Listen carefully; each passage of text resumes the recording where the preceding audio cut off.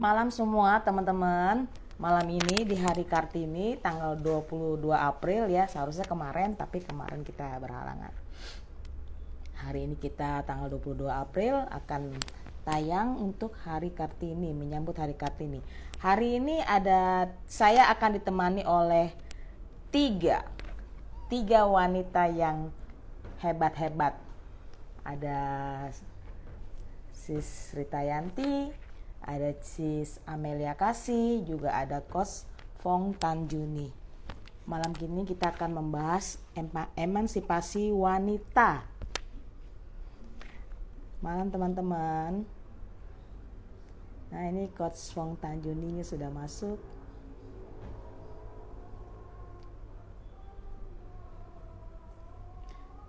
Aku sambil undang-undang yang lainnya. Agak gugup nih malam.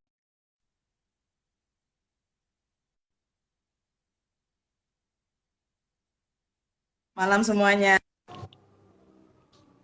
Halo Cici Amel.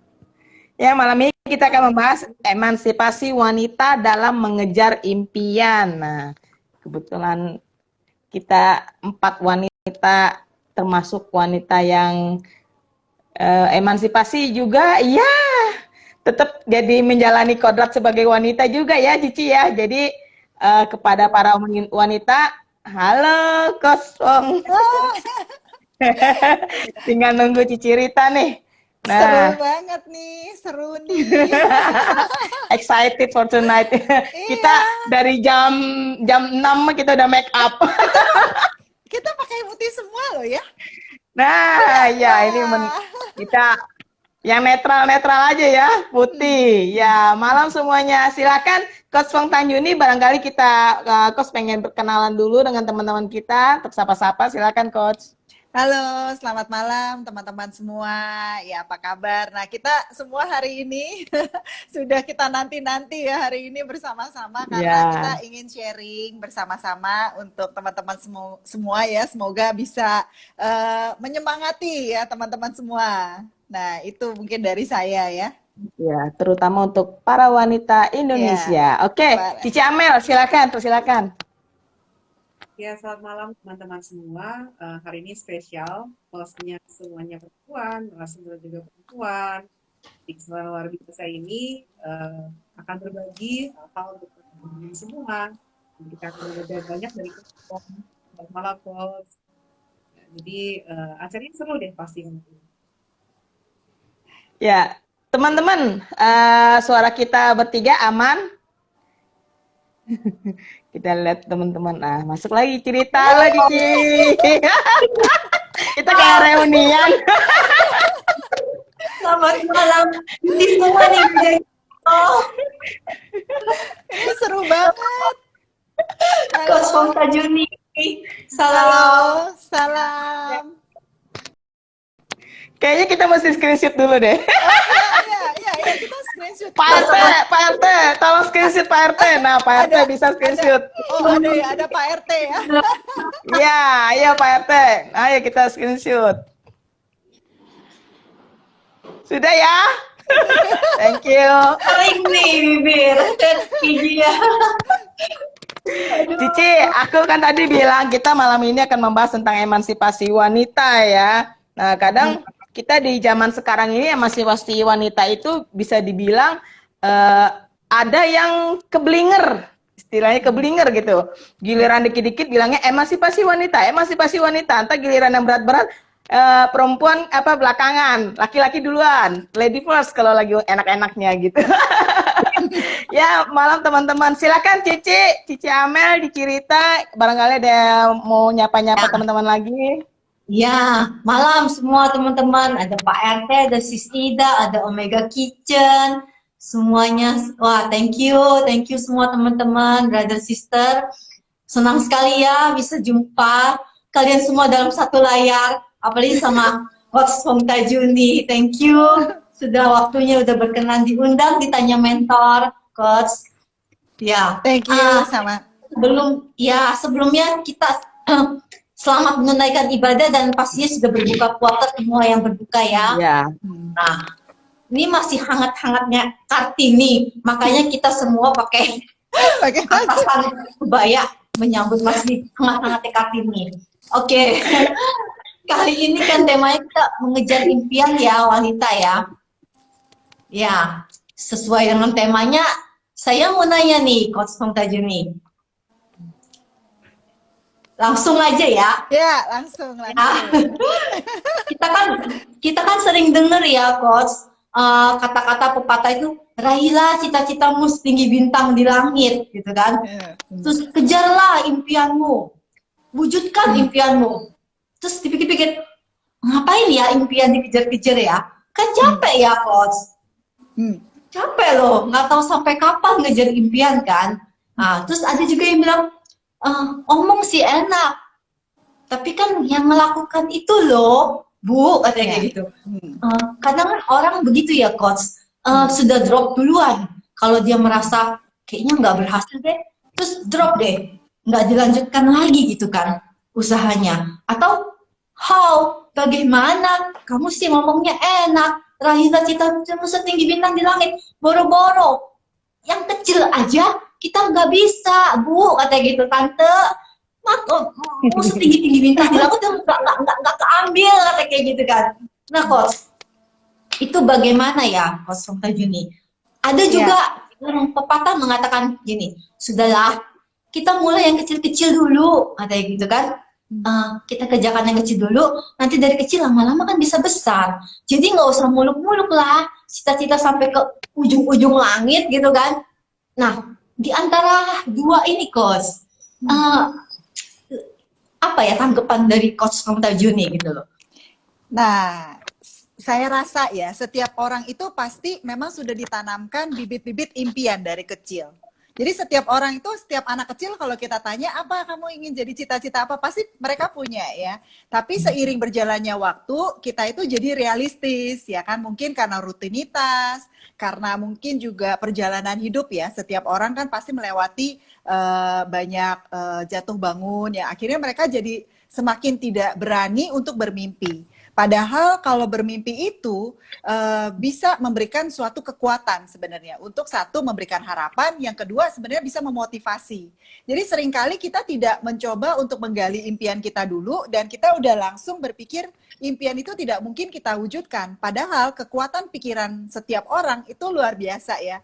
Jadi saya rasa Tuhan itu sudah merencanakan keberhasilan buat setiap orang.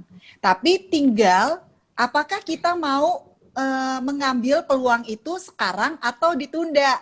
Ya kan ada orang yang baru mulai mengejar impiannya nanti nih ya, misalnya ditunda-tunda terus, atau ada yang terpendam sampai lupa, nanti tiba-tiba ingat kembali, oh ya dulu kecil pernah pingin bikin ini. Tapi saya rasa setiap orang itu di dalam hatinya itu ada suatu mungkin dorongan atau panggilan yang sebenarnya dia sebenarnya ingin wujudkan. Tapi cuman tidak berani aja untuk mewujudkan. Mungkin itu ya dari saya untuk pertama. Jadi ya, tidak berani untuk mewujudkan berarti tidak berani untuk memulai gitu ya, Coach? Iya, jadi kebanyakan orang itu memang manusia itu kan termasuk diri saya itu cenderung sukanya di zona nyaman. Kita sudah nyaman di sini ya udah kita nggak mau bergerak gitu kan. Tapi kalau kita punya suatu hasrat untuk mungkin, maka dari itu impian kalau hanya cuman bentuknya impian itu tidak kuat. Impian kalau ditambah dengan alasan kuat, suatu compelling reason, maka impian itu memang perlu kita hidupi. Ketika kita hidupi impian kita terus-menerus, maka itu akan memberikan kita motivasi lebih untuk kita memperjuangkan impian tersebut. Tapi kalau hanya impian saja, ya nanti cuman hayalan aja ya. Tapi kalau kita imbangi dengan tindakan, usaha, doa, dan juga mungkin juga disupport dengan teman-teman di sekitar kita, tentu saja impian itu bisa menjadi kenyataan. Memang tidak mudah karena saya tahu persis, saya itu orang yang tadinya itu tidak punya arahan, tidak punya tujuan hidup, sampai akhirnya saya ketika usia 39 tahun mama saya meninggal. Nah, saya seperti berada di persimpangan jalan, saya lihat kembali hidup saya, 39 tahun saya udah ngapain ya? Saya udah berbuat apa aja selama 39 tahun. Jadi itu seperti pukulan buat saya, dan saya seperti disadarkan bahwa kalau saya mau hidup saya ke depan itu lebih bermakna, lebih berwarna, dan juga mungkin bisa bermanfaat bagi orang-orang di sekitar saya, maka saya harus mulai mencari kembali impian-impian saya. Jadi saya mulai mencari impian saya itu 6 tahun yang lalu. Itu di usia saya 39. Nah, hari ini saya melihat kembali ternyata keputusan yang saya ambil 6 tahun yang lalu itu benar. Kalau saya tidak mengambil langkah keberanian untuk keluar dari zona nyaman saya, maka hari ini mungkin saya masih di titik yang sama nih. Tapi karena saya sudah berani keluar dari zona kenyamanan saya, memang tidak mudah, tapi paling tidak selangkah demi selangkah, saya sudah di titik yang berbeda. Itu sih, jadi ketika kita melihat kembali perjalanan hidup kita, kalau kita menginginkan sesuatu hari nanti ketika kita masuk mungkin di usia lanjut nanti, kita melihat kembali tidak ada penyesalan, ya tidak apa-apa. Tapi waktu saya usia 39 tahun, saya sudah merasa menyesal. Karena saya tidak memanfaatkan waktu, kesempatan, dan saya banyak menyia-nyiakan waktu untuk tidak berkarya, tidak bertumbuh. Karena saya kerjanya cuman sangat zona nyaman ya. Saya tidak mau baca buku, nggak mau. Saya juga orangnya pendiam, penyendiri, tidak suka bicara di depan umum, dan saya tidak punya banyak teman. Tapi saya nyaman, dulu saya nyaman dengan diri saya sendiri. Tapi ya itu ketika saya di titik di mana saya harus berubah, maka banyak yang saya harus rubah dari hidup saya. Itu Cici. Nah, tapi Coach, berarti kalau kita bermimpi yang terlalu besar, apakah itu wajar, Coach? Atau cobalah bermimpi yang sewajarnya, yang kira-kira kita sanggup sebatas ini misalkan, nggak sampai muluk-muluk, gimana gitu loh, Coach? Atau memang harus kita muluk-muluk lah, setidaknya dengan muluk-muluk itu kalau kita mencapai yang tengahnya kan udah bersyukur. Bagaimana? Tetap menurut saya, kalau impian itu semakin besar dan impian itu memiliki makna yang luar biasa dalam kita, sebenarnya lebih ke intentionnya sih. Kalau impian itu bisa memiliki hubungan emosional dengan kita, maka sebesar apapun impian itu sudah bukan lagi masalah. Karena seringkali keterbatasan yang diberikan diri kita itu adalah kita sendiri gitu. Kita yang membatasi, kayaknya ini terlalu tinggi, kayaknya ini tidak mungkin, kayaknya udah nggak bisa, kayaknya nggak ada cukup waktu, kayaknya nggak punya kelebihan di sini, kayaknya nggak punya bakat, nggak punya talenta. Jadi kita sendiri yang memberikan batasan-batasan itu. Tapi kalau kita sudah punya satu keinginan untuk mewujudkannya, whatever it takes ya, sampai kapanpun, sesusah apapun, tidak akan pernah menyerah. Nah, maka impian itu akan, saya rasa juga ketika kita memiliki kesiapan, kita akan bertemu dengan banyak sekali kesempatan untuk kita bisa mewujudkan. Jadi memang saya juga nggak tahu bagaimana menggambarkannya, tapi saya merasakan ketika saya mengawali dengan satu impian kecil. Saya itu mengawali perjalanan saya cuma ingin mengajar anak-anak melukis. Tadinya cuma 1-2 anak. Lalu saya set goal yang lebih besar, 100 anak. Lalu ketika 100 anak terjadi, saya pikir, kok cepet ya, 1 tahun gitu. Jadi akhirnya saya pikir, ada nggak ya impian yang saya bisa coba lagi? Nah, akhirnya saya tulis 1 juta ibu bahagia. Saya ingat itu ketika saya tulis 1 juta ibu bahagia itu di bulan September 2017. Baru saya tulis, tidak lama kemudian banyak sekali pintu-pintu kesempatan dibukakan. Saya tiba-tiba dihubungin oleh ini gitu ya. Dan itu terus-menerus sampai hari ini. Jadi kalau kita lihat, ketika kita siap untuk menjemput impian kita juga akan memberikan kita peluang-peluang untuk bisa diwujudkan. Itu ya luar biasanya ya. Iya. Thank you. Mungkin mimpinya itu juga dibarengi dengan how-nya ya. Jadi kita punya mimpi apa, terus how-nya itu apa? Kita mesti tulis dan kita wujudkan satu-satu gitu ya. Jadi kalau cuma mimpi doang, seperti Cici Rita bilang, mimpi doang ketinggian tanpa diwujudkan, tanpa tahu how-nya ya, akhirnya memang nggak nyampe-nyampe ya. Dan semangatnya untuk ke sana juga mungkin jadi kurang semangatnya. Nah Cici, aku mau nanya berkaitan dengan emansipasi wanita. Seperti tadi di awal aku bilang banyak yang keblinger gitu kan. kita memang ada juga yang di zona nyaman karena mereka merasa ya wanita nggak perlu apa-apa atau ujung-ujungnya juga ngurusin anak di dapur dia, ya benar-benar dia kejar passion dia. Ya, ada juga yang benar-benar dia kejar passion dia sampai dia lupa akan kodratnya bahwa dia itu sebagai seorang wanita. Kalau di timur kan lebih kental kalau wanita itu adalah sosok yang lemah lembut, segala macem lah yang gitu-gitu ya. Nah, gimana menurut Coach Fong Tajuni untuk emansipasi yang keblinger ini gitu? Gimana kita para wanita supaya tidak kebablasan gitu istilahnya, gimana? Ya, memang menurut saya sekarang zaman juga sudah berubah dan kita juga sudah dimudahkan dengan banyak sekali ya mungkin teknologi dan sebagainya ya. Jadi untuk sekarang misalnya untuk mengurus rumah tangga ya tentu saja tidak mungkin ya tidak seperti dulu ya. Mungkin dulu lebih challenging. Ini kalau saya melihat. Kalau dengan sekarang, saya rasa dengan kemodernan dunia, kita itu sangat dimudahkan dengan banyak sekali fasilitas yang kita bisa dapatkan. Jadi mungkin misalnya contoh kalau dulu wanita harus cuci baju, kalau sekarang kan ada mesin cuci gitu ya. Ketika kita taruh baju di mesin cuci, ada 1 jam itu kalau kita mau sambil belajar, itu bisa loh. Kita tinggal dengar audio, ya kan? Kalau kita 1 jam itu mau baca buku juga bisa, ya kan? Misalnya seperti itu. Jadi kita banyak sekali dimudahkan dengan banyak sekali teknologi juga yang mendukung.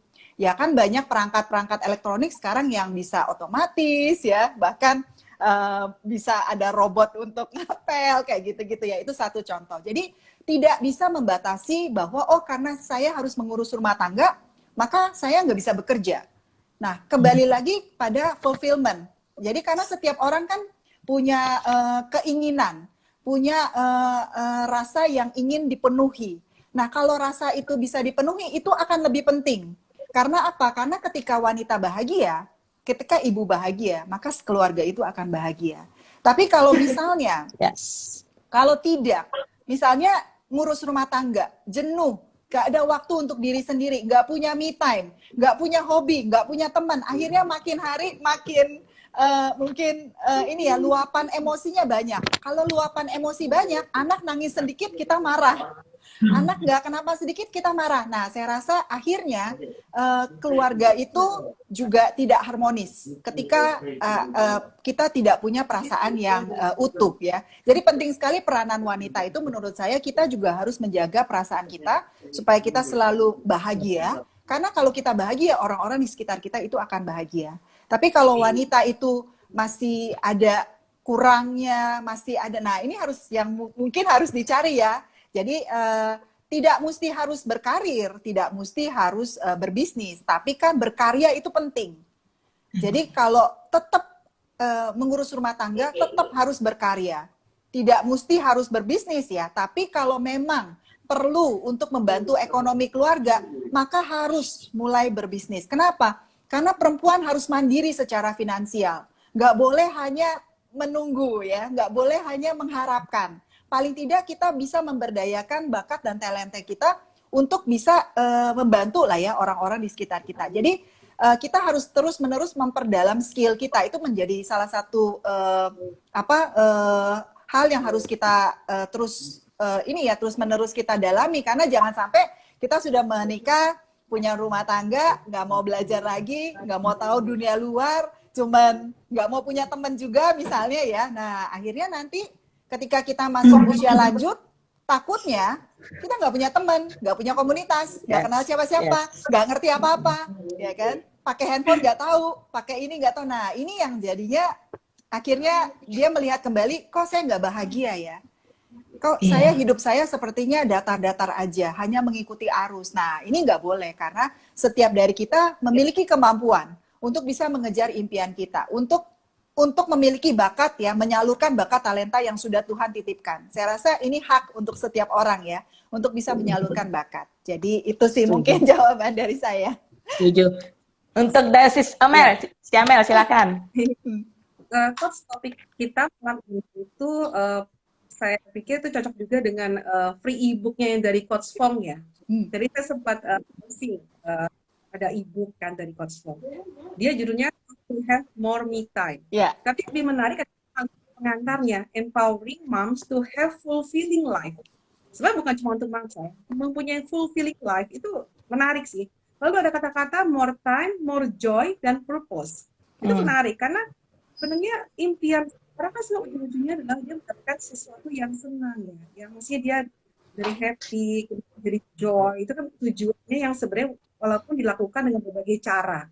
Nah, dalam dunia sekarang kan semua berpacu cepat. Wanita seringkali merasa kalau dia mau bersaing gitu dengan laki-laki, dia harus kerja lebih keras, harus lebih menunjukkan apa yang dia bisa. Dia berusaha menunjukkan bahwa dia bisa lebih melampaui apa yang dilakukan oleh teman-temannya gitu, teman-teman sejawatnya mungkin pria. Tapi yang menarik di e-booknya Coach Fong adalah saya temukan kata-kata mengenai slow down. Itu menarik loh. Maksudnya di saat maksudnya kita mungkin sibuk mengejar sesuatu yang kita pikir itu mungkin membuat kita lebih senang, lebih happy. Tapi di buku Coach Fong kata-kata untuk slow down. Itu yang mungkin untuk mencegah kita kebablasan ya. Jadi jangan sampai kita akhirnya malah jadi capek hati, capek semuanya begitu kan. Nah saya ingin tahu sih, karena ini menarik loh, yang e-booknya Coach Fong itu ada step-stepnya yang menurut saya menarik untuk setiap orang untuk lihat ada seperti itu. Jadi memang saya itu selama 4 tahun ini, jadi tidak terasa komunitas Kins Mom ini sudah 4 tahun. Jadi waktu di usia 39 tahun itu saya mulai mencari tujuan hidup saya. Dan akhirnya waktu 4 tahun yang lalu saya bersama teman-teman didukung teman-teman untuk membuat suatu komunitas namanya Kins Mom, di mana saya mengajak semua ya. Jadi moms di Kins Mom itu mind of millionaires. Jadi tidak hanya untuk wanita, tapi juga untuk pria. Jadi kita ingin mengajak teman-teman itu untuk memiliki paling sedikit 1 jam me time. Jadi dalam 1 jam ini kita bisa menemukan keajaiban-keajaiban.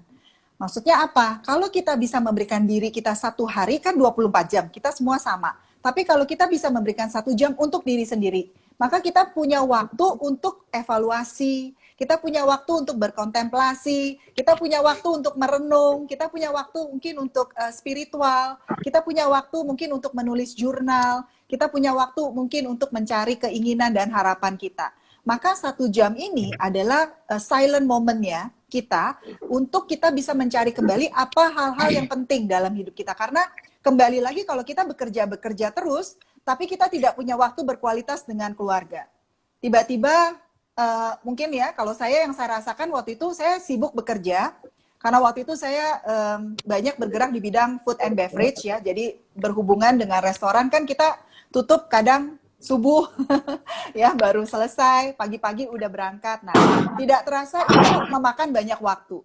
Dan saya lupa bahwa orang tua saya semakin menua, ya kan? Kita juga ya.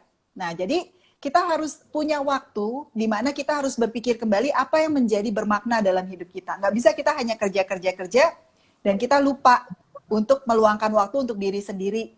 Dan kalau saya juga selain itu juga saya mengorbankan kesehatan saya gitu. Jadi kita kerja, tidurnya nggak cukup, nggak apa-apa. Pokoknya itu tahu-tahu saya waktu usia 30 tahun itu saya mengalami hormonal imbalance.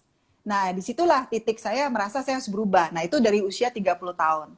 Nah, akhirnya kesini ketika 39 tahun mama meninggal itu kan mama orang terpenting buat saya. Jadi saya merasa bahwa saya ngapain aja ya 39 tahun ini kayaknya kok saya nggak ada tujuan gitu dalam hidup. Nggak ada satu goal yang ingin saya capai. Nggak ada suatu apa yang buat saya bisa berdampak bagi orang.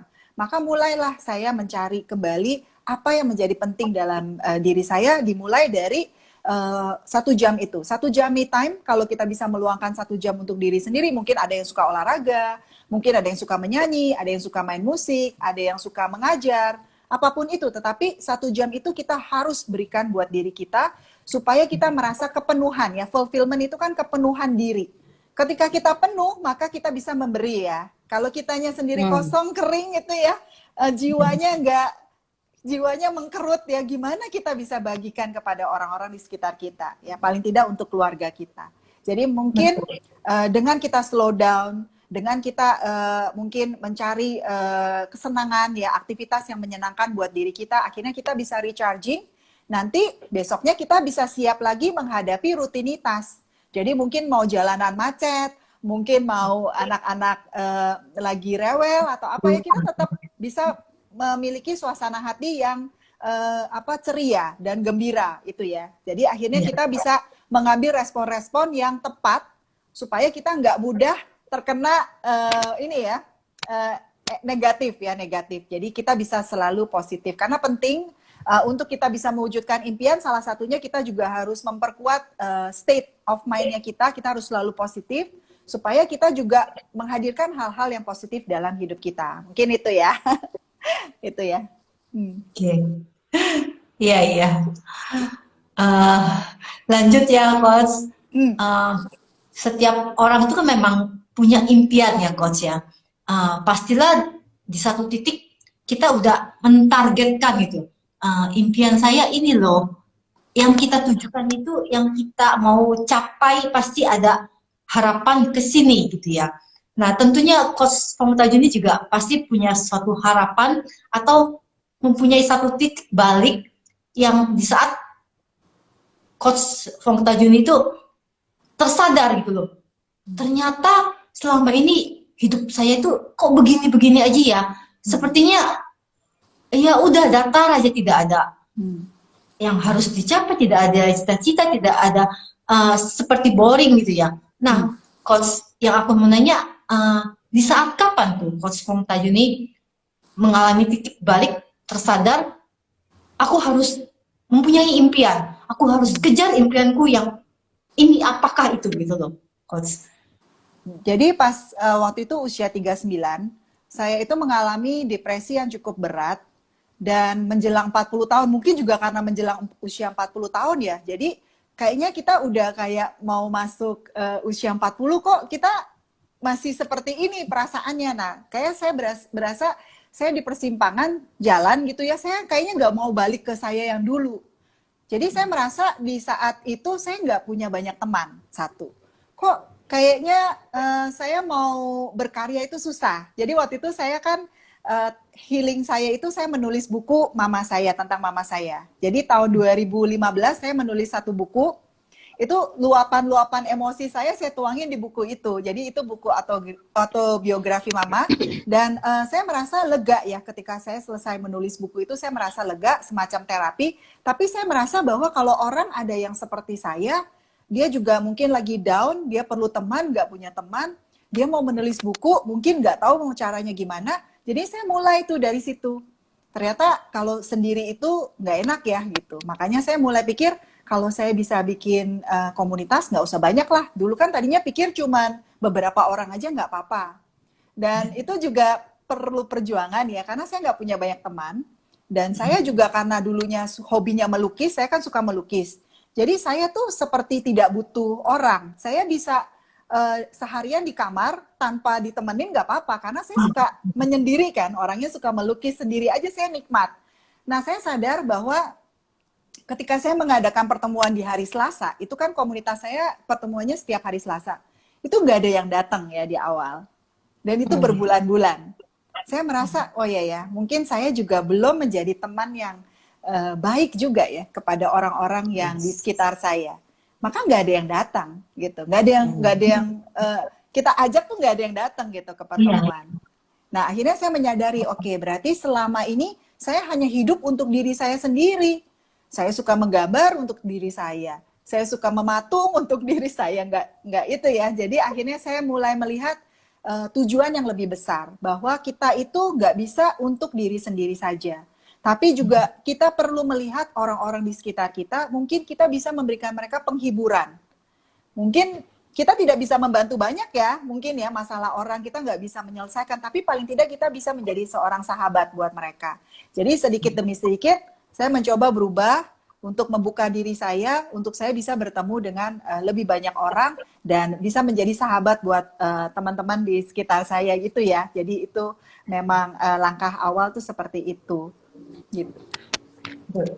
Berarti memang butuh kesabaran ya, Coach ya. Dalam arti kan awal-awal itu tadi coach bilang kagak ada orang ya kan. Jadi di saat itu pasti sedih banget kali ya coach. Kayaknya ya ilah ya ampun gue ternyata kagak ada teman gitu yang ngeliat gue. Memang aku yang kita yang memang mungkin introvert, aku kurang bergaul gitu ya selama ini 30 tahun gitu ya coach ya. Iya, jadi memang saya dari kecil itu selalu merasa saya sendiri sih. Jadi kalau bedanya saya sama koko saya itu kalau malam minggu tuh udah wah banyak acara ya, saya itu enggak. Dan saya juga orangnya enggak berani. Saya kalau diajak orang pergi saya juga takut. Saya takut bertemu dengan banyak orang. Nah, saya lebih nyaman itu sendiri. Kan saya dulu sebelum melukis saya suka fotografi. Jadi saya suka keliling-keliling foto tuh sendiri. Nah, kemudian saya suka melukis, lebih parah lagi, nggak keliling-keliling di kamar aja. Iya, iya. Berarti titik baliknya itu ya coach dihadapkan dengan kesendirian yang pas coach buka itu kelas itu ya. Iya, jadi Baru saya coach, merasa, oh ternyata selama ini saya terlalu banyak menyendiri. Ya, saya nggak banyak peduli dengan orang-orang di sekitar saya. Misalnya dia ada masalah apa, dia ada apa. Mungkin karena saking sibuknya kita nih, kita juga nggak pernah slow down, kita nggak pernah hubungin teman-teman kita juga nggak pernah ngajak mereka ngumpul ya kan. Ya, itu yang terjadi kan. Nanti ketika kita sudah menjalani rutinitas, kita sudah lupa. Kita mungkin nggak ada waktu untuk ngopi dengan teman, ngobrol dengan teman, telepon udah nggak ada waktu gitu ya. Jadi akhirnya waktu lewat, tiba-tiba kita merasa kita sudah sendiri aja. Itu yang saya alami. Jadi saya lihat, waduh kalau saya nanti usia 80 tahun, saya nggak ada teman siapa-siapa, saya nggak mau juga gitu. Jadi saya harus berubah.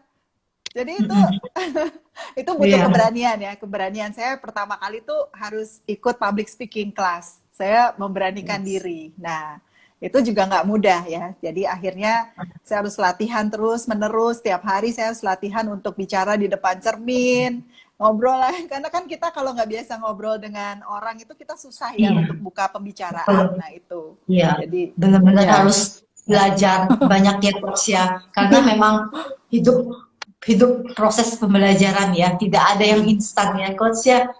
Nah, karena emang saat kita mau belajar, maka tak seorang pun yang dapat menghalangi. Tapi kalau kitanya sendiri nggak mau belajar, ya tidak ada seorang pun juga yang dapat membantu kita. Nah, benar ya coach? itu benar, bagus banget ya. Benar banget ketika kita sendiri mau. Yuk, lanjut teman-teman yang ingin bertanya ya, teman-teman yang barusan bergabung, thank you, ada Ko Anton Mitra. Malam Ko Anton. Malam semuanya teman-teman. Nah, teman-teman yang ingin bertanya boleh silakan di chat box ya. Nah, seperti yang tadi Coach Fong Tanjuni bilang bahwa titik balik dia adalah di usia 39. Nah, jadi usia itu bukanlah halangan ya. Jadi kalian mau titik balik di usia berapapun, nggak apa-apa. Tidak ada yang terlambat daripada tidak sama sekali, malah nanti akan menyesal ya. Bener. Nah, sekarang kalau dari saya mau bilang gini. Kita para wanita, bagaimana kita bisa sukses atau segala macam, pasti tidak lepas dari dukungan pasangan kita ya, bagi yang sudah berkeluarga ya, pasangan kita, atau yang belum berkeluarga adalah orang tua kita. Bagaimana caranya, Coach, misalnya orang yang terdekat dengan kita itu tidak mendukung, kira-kira apa yang mesti dilakukan? Karena kadang ada yang akhirnya ngedown dan dia mengubur dalam-dalam mimpinya itu dan tidak dijadikan gitu, tidak diwujudkan gitu. Sayang sekali ya. Gimana, Coach? Ada saran nggak kira-kira? Jadi memang untuk impian itu bisa diwujudkan, memang kita butuh support system. Jadi support system kita itu adalah teman-teman kita, keluarga kita, anak-anak kita juga. Jadi dalam impian itu kita kalau kita bicara impian, kita bukan hanya punya satu impian. Biasanya orang punya beberapa impian. Maka kalau ada satu impian yang mungkin ada yang tidak mendukung, mungkin karena jaraknya jauh, mungkin karena waktu yang akan dituangkan terlalu banyak, jadi kan ada pertimbangan ya. Karena pada akhirnya kan kita maunya itu selaras. Jadi ada keharmonisan dengan impian kita dengan orang-orang yang terdekat kita ya. Paling tidak kan orang-orang terdekat. Maka kita carilah impian yang bisa disetujui dari paling tidak anggota-anggota terdekat kita. Ya, jadi karena itu kita untuk mewujudkan impian itu kita perlu support system yang nggak bisa. Jadi misalnya Kalau saya cita-citanya misalnya ya, impian saya itu ternyata bukan mendirikan komunitas. Misalnya saya pingin misalnya jadi public speaker yang sering ke luar negeri dan keluar kota gitu ya. Nah mungkin kan untuk anak-anak saya nanti mereka sulit juga ya kalau Susah, mereka ya sekolah pindah-pindah. ya sekolah pindah-pindah ya kan. Terus nanti aduh mama baru di sini setahun terus pindah lagi misalnya gitu. Nah itu kan juga kita harus pikirkan juga. Maka luar biasanya itu kita bukan hanya ditanam satu impian. Biasanya kalau digali banyak banget impiannya. Iya, Jadi iya. kita carilah impian yang istilahnya yang bisa kita wujudkan, tapi juga bisa bermakna, bermanfaat dan juga bisa disupport, didukung dengan orang-orang terdekat kita. Itu penting ya, itu penting. Ya, jadi kalau sampai punya banyak impian ini benar-benar berarti wanita yang tidak mudah menyerah. Nah, teman-teman, jadilah wanita yang tidak mudah menyerah. Kasih plan A, plan B, plan C, plan D sampai plan Z. A nggak berhasil, sodorin B, B nggak berhasil, sodorin C. Itu benar-benar mesti kuat. Ya, jangan cuman kepengen mau-maunya doang. Kadang ada juga wanita cuman kepengen mau-maunya doang. Ah, saya pengen coba-coba jualan. Ah, gitu bilangnya coba-coba jualan. Bener-bener coba-coba. Ntar giliran lagi rajin dikerjain, lagi nggak rajin nggak dikerjain ya. Akhirnya pasangan pun jadi dongkol. Nah, itu sebenarnya nggak boleh banget ya. Jadi bener-bener kalau memang kita udah pengen satu itu ya kejarlah gitu sampai dapat. Ayo Cici Amel, silakan. Tunggu, gini sis, plannya A sampai Z, A sampai Z. Kalau nggak ada yang disetujuin, kembali lagi ke A. Pokoknya kalau lagi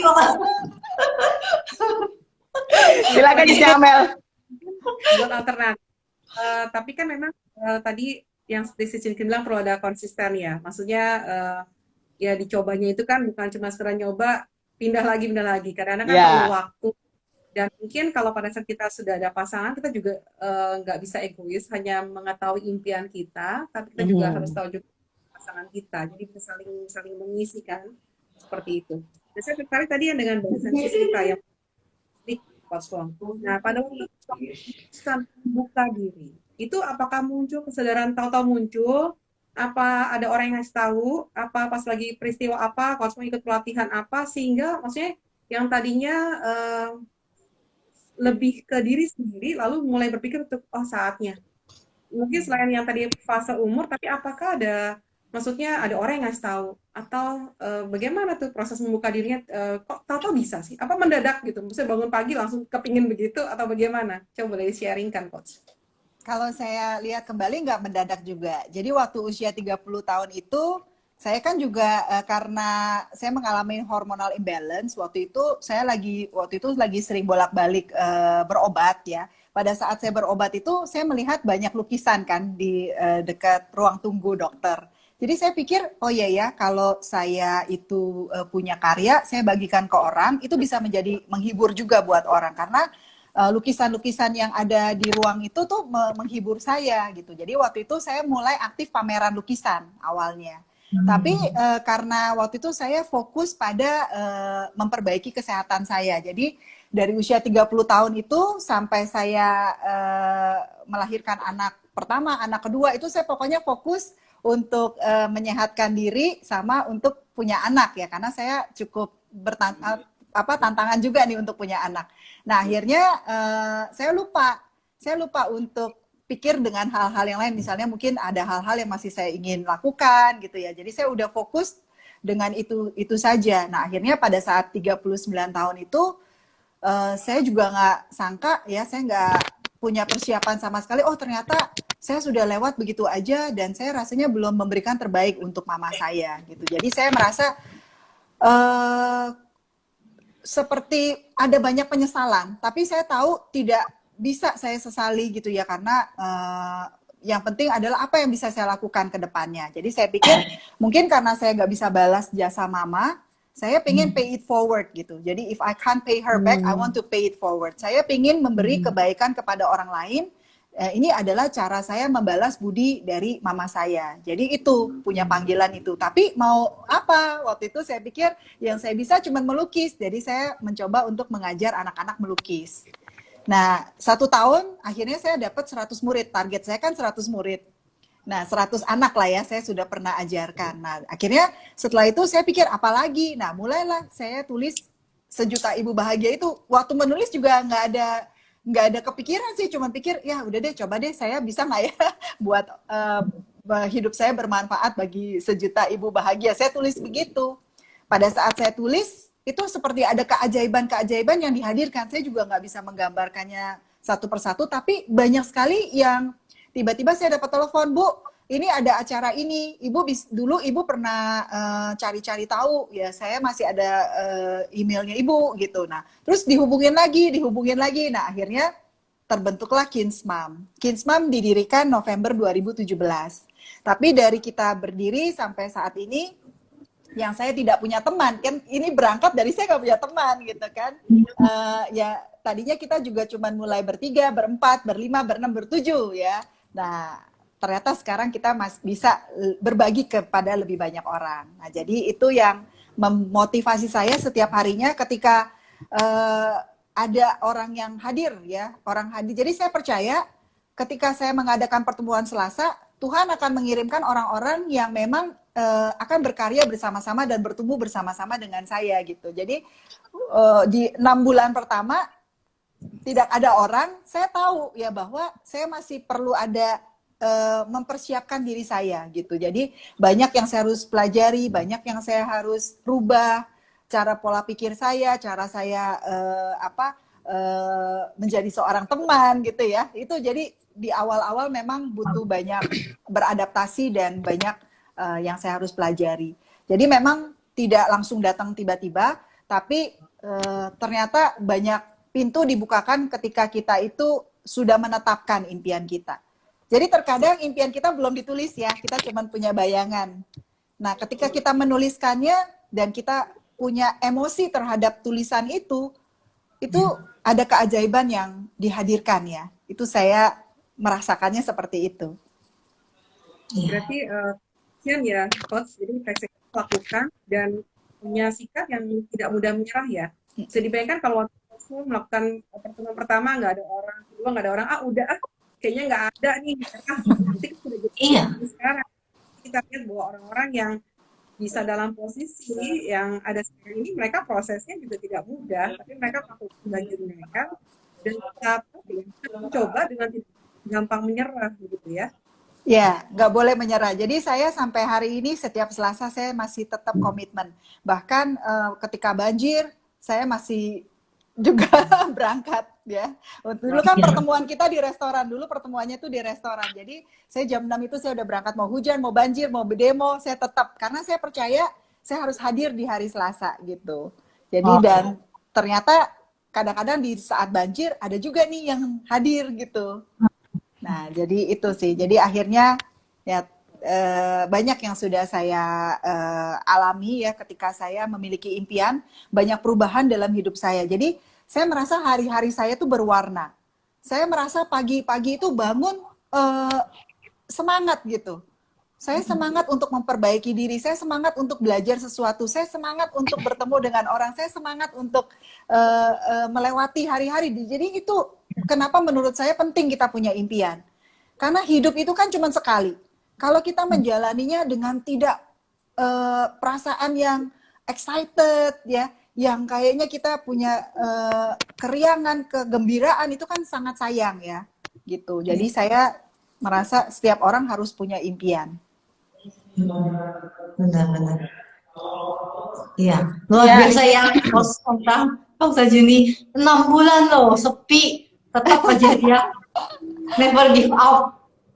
Ya, Coach. Ini ada pertanyaan dari Alex Wijaya.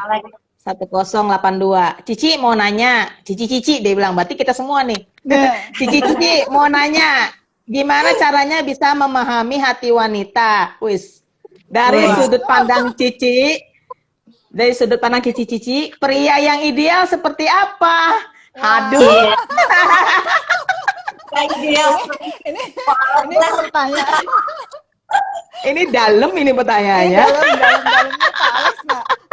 Iya loh, kalau bener kalau kita bilang pilihan seperti ini nanti Aleknya tersinggung ya. Kalau gitu seperti Ko Alek dah. Aku curiga nih, dia pengen jadi pria sejatinya atau dia sedang mencari pria sejati? Silakan, siapa mau menjawab duluan? Ke Coach Fong Tarjuni dulu kali ya. Ya, Oke. silakan.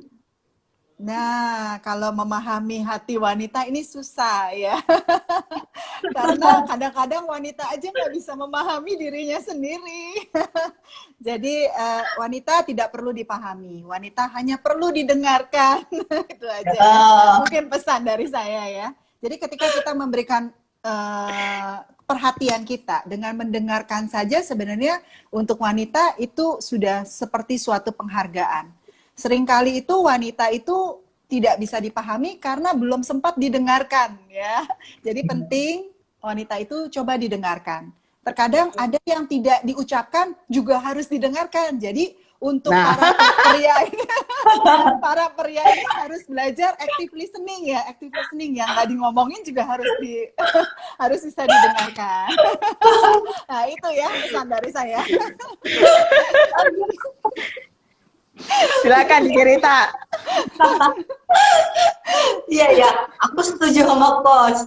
Karena memang gimana cara memahami hati wanita itu macam-macam ya, Bro Alek. Karena hati wanita itu sensitif gitu loh.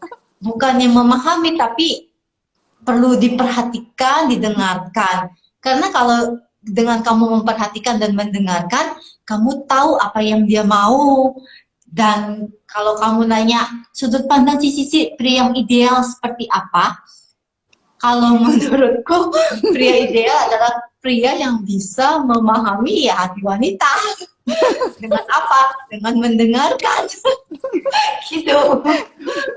Gitu. Berilah waktu buat wanita. Ya. Wanita diberikan support, diberikan care gitu loh. Gitu Bro. Gitu dari aku. Ya, silakan. Sekarang gantian, Cici Amel. Aku terakhir ntar.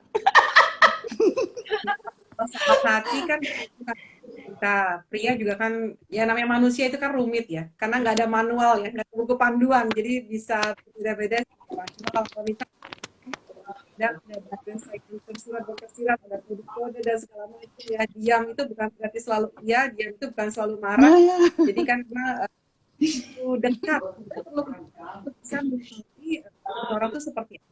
Nah, kalau cuma jauh atau dekat ya pasti nggak akan ketemu. Nah kalau soal pria ya sebenarnya kan semua manusia tetap punya kelebihan dan kekurangan. Mungkin pria dia adalah pria yang mengetahui dia punya kelebihan dan kekurangan dan dia tahu juga pasangannya punya kelebihan dan kekurangan. Saling-saling mengerti bahwa nggak ada yang sempurna. Jadi masing-masing harus terima bahwa memang ada hal yang tidak oke saja kan manusia. Ya. Kalau dari saya ya, bagaimana memahami hati wanita. Hati itu kan seluas samudra. Kamu mau pakai buku primbon apapun nggak bakal bisa nemu karena dalam banget gitu loh. Jangankan hati wanita ya, kita wanita suruh nebak hati pria aja susah.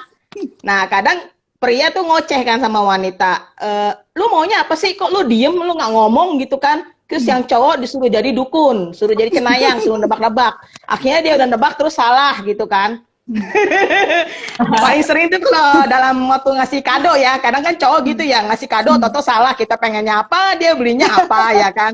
Nah kalau ini saya bilang berarti komunikasi ya, jadi gimana pun masalah apapun harus dikomunikasikan, baik pria atau wanita jangan saling diem berharap dia tahu gitu loh.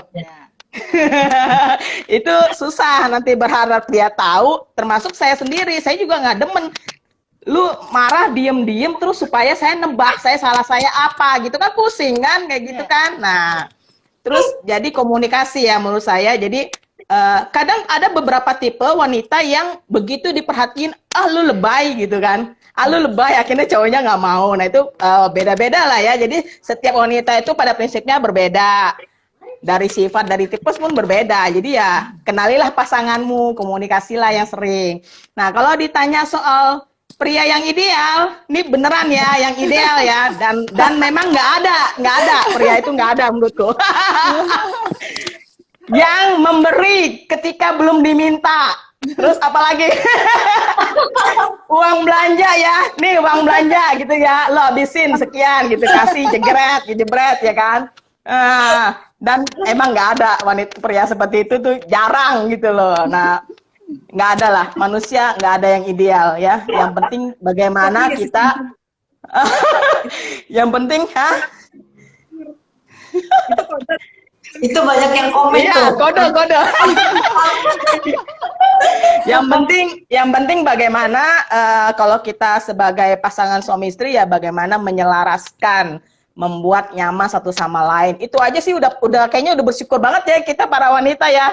Jadi kita maunya kita kalau bener kita disupport, kalau salah mbok ya kita ditegur tapi baik-baik, jangan bentak-bentak. Nah itu silakan dipraktekkan.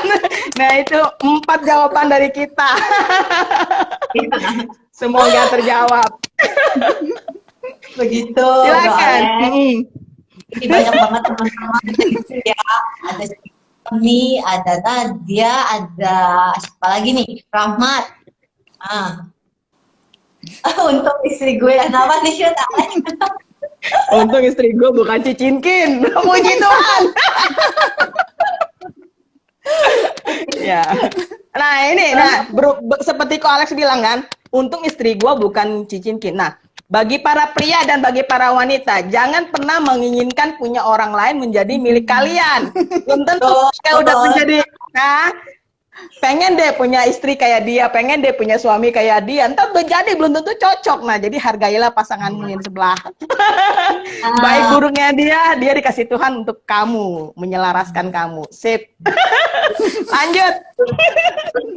Bersyukurlah dengan yang di depanmu gitu ya. Yes. Kalau gitu sambil nunggu pertanyaan yang lain, aku mau nanya Coach.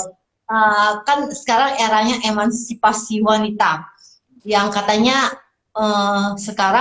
zaman sekarang cewek itu lebih dari cowok, lebih berkesempatannya lebih besar dapat kerjaan dibanding cowok. Ada juga yang bilang, kagak boleh, tetap aja cewek itu harus masuk dapur. Tetap harus cowok di atas cewek.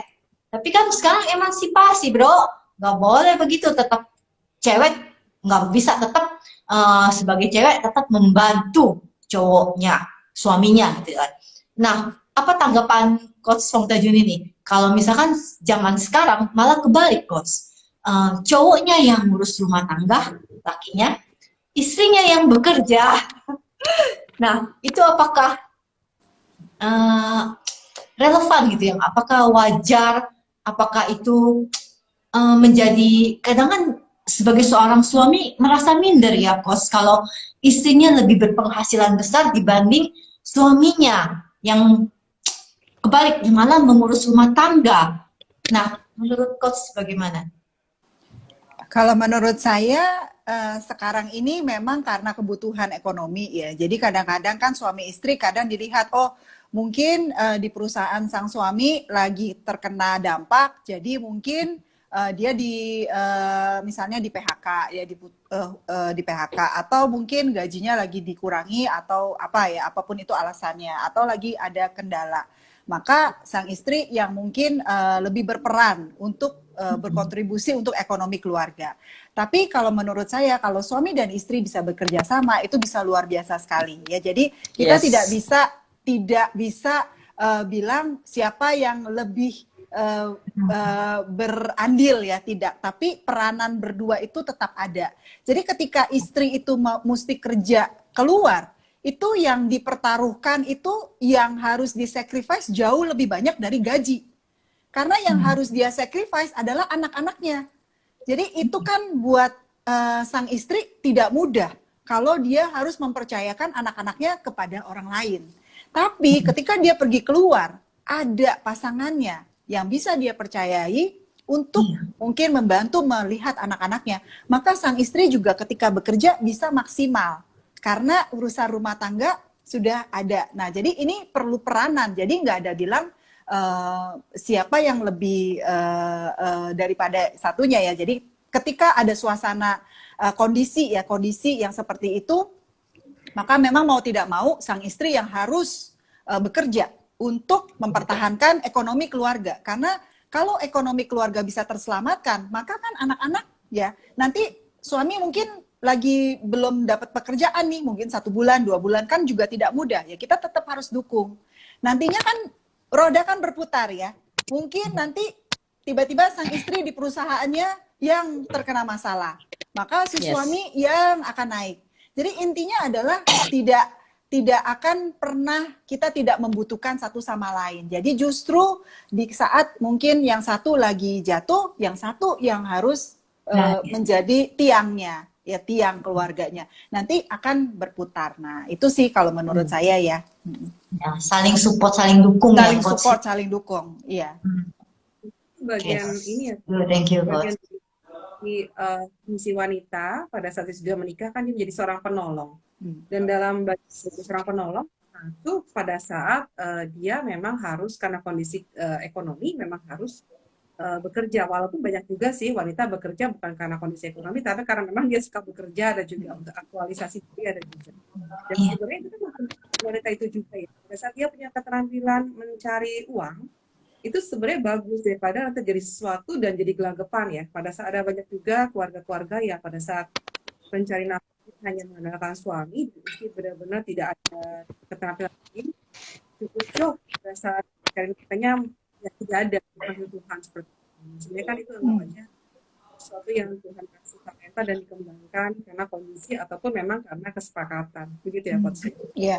Jadi kalau menurut saya kalau suami kan ibarat kapal layar ya. Kita itu istri ya seperti sekocinya. Jadi kita bekerja itu kalau sewaktu-waktu terjadi apa, nah kita itu paling tidak sudah bisa ada keterampilan, kita sudah sempat mengasah keterampilan kita, maka kita seperti kapal penyelamat gitu. Kalau ada sewaktu-waktu terjadi masalah di dalam perekonomian keluarga kan itu, jadi kita bisa bantu.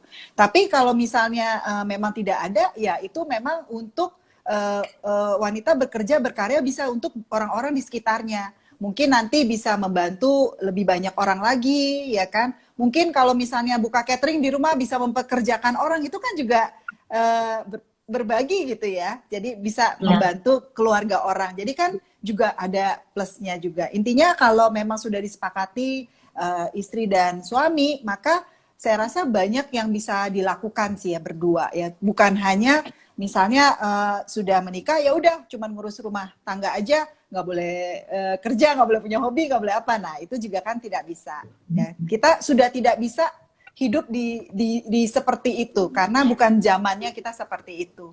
Nah apalagi kalau saat ini kebutuhan kan sudah semakin tinggi ya. Saya rasa untuk keluarga untuk bisa mendapatkan kebebasan finansial dan juga supaya suami juga punya kebebasan waktu. Paling tidak kalau istri juga ada penghasilan itu juga bisa meringankan. Kalau enggak nanti suaminya kasihan ya kerja terus kerja masuk habis ya.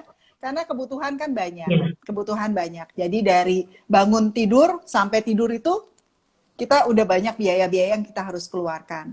Jadi kalau istri bisa berperan paling tidak bisa berkontribusi lah untuk dia punya keperluan sendiri aja, misalnya buat ke salonnya, buat apa kan udah lumayan juga ya, menurut saya ya gitu. Apalagi masa pandemi gini ya, Coach ya, apapun mungkin kita punya keterampilan apa, kita salurkan, lumayan kan, bantu-bantu untuk keluarga, keluarga. Perlu sekarang sih pandemi udah membukakan mata kita ya bahwa mau nggak mau loh kita harus karena kalau cuma satu sumber income itu ya kalau bisa 2 kan kenapa tidak gitu ya kalau bisa. Tapi ibu-ibu yang nggak bisa buat kue atau belajar masak, jadi mereka belajar jadi bisa membantu untuk kehidupan rumah tangganya walaupun suaminya sedang udah di PHK atau gara-gara pandemi gitu kan Coach. Jadi istrinya yang mendadak mau gitu ya belajar untuk bikin kue, jualan masakan, catering atau apapun. Iya. Oke, Ya. thank you, Coach. Oke, teman-teman kalau ada yang mau bertanya silakan ya di kolom chat. Oke, thank you Coach malam ini. Cici ada lagi mau ditambah nggak? Ini kita kebetulan sudah jam 8 juga. Barangkali Oh iya. kalau tidak ada teman-teman yang bertanya lagi, kita bisa Ya, selesaikan di sini ditutup dengan closing mungkin statement. Silakan ya Cici. buat closing statement dari Coach Fongtajuni dulu. Oh, Mungkin ada. ya mungkin untuk teman-teman yang hadir, terima kasih sudah ikut sesi IG Live ini ya, luar biasa sekali tadi sharingnya. Nah, mungkin pesan saya jangan lupa untuk meluangkan 1 jam waktu untuk diri sendiri supaya kita bisa menjadi pribadi yang lebih baik lagi. Dan saya rasa setiap dari kita bisa menggali potensi-potensi yang ada dalam diri kita untuk menjadi versi terbaik kita. Jadi kita jangan membandingkan orang lain, tapi jadilah versi terbaik kita. Supaya kita bisa memiliki hidup yang lebih bermakna dan juga hidup yang berwarna dan juga bermanfaat bagi sesama. Itu ya pesan dari saya. Amin. Ya. Kalau dari Sistinkin dulu atau? Ya, boleh. Kalau dari saya, untuk para wanita, cintailah dirimu, apapun adanya dirimu, berterima kasihlah, sayangilah, dan tetap semangat. Silakan cerita. Ya, aku dulu ya. Kalau dari aku, itu pada saat kekuatan mulai melemah, bukan berarti kita harus menyerah. Saat semangat mulai pudar, bukan berarti kita harus menghindar. Saat kegigihan mulai rapuh, bukan berarti kita harus terjatuh. Meski sedang pandemi, pikiran dapat terus berlari maju. Tetap terbang tinggi, melanjutkan semangat juang Kartini. Tetaplah menjadi pelita yang tak pernah padam. Selalu bersinar dengan kecerdasan dan kemampuan yang kita miliki. Semangat! Silakan Cici Amel. Untuk semua wanita, ambil langkah, ambil kegiatan yang memaksimalkan potensi diri. Sayang kalau waktunya disia-siakan. Terus untuk menjadi seorang coach seperti coach itu juga perjalanannya panjang, tidak mudah, tapi yang sampai saat ini bisa terjadi dilakukan. Dia mengalami prosesnya, dia jalani prosesnya, dia tidak lari dari prosesnya. Itu aja sih kalau dari saya. Terima kasih coach dan teman-teman kita semuanya. Oke. Awesome. Thank you. Thank you malam ini untuk teman-teman ya, untuk teman-teman yang sudah ikutan menyaksikan. Thank you untuk Coach Fongtajuni, thank you Cici Rita, thank you Cici Amel. Thank you Sistinkin, Amel, dan thank you banget Coach Fongtajuni dan teman-teman semuanya. Thank you banget. Sampai ketemu lagi besok di Tanya Mentor. Ya, selamat Hari Kartini dan selamat berbuka dan selamat sahur nanti. Thank you semuanya. Malam.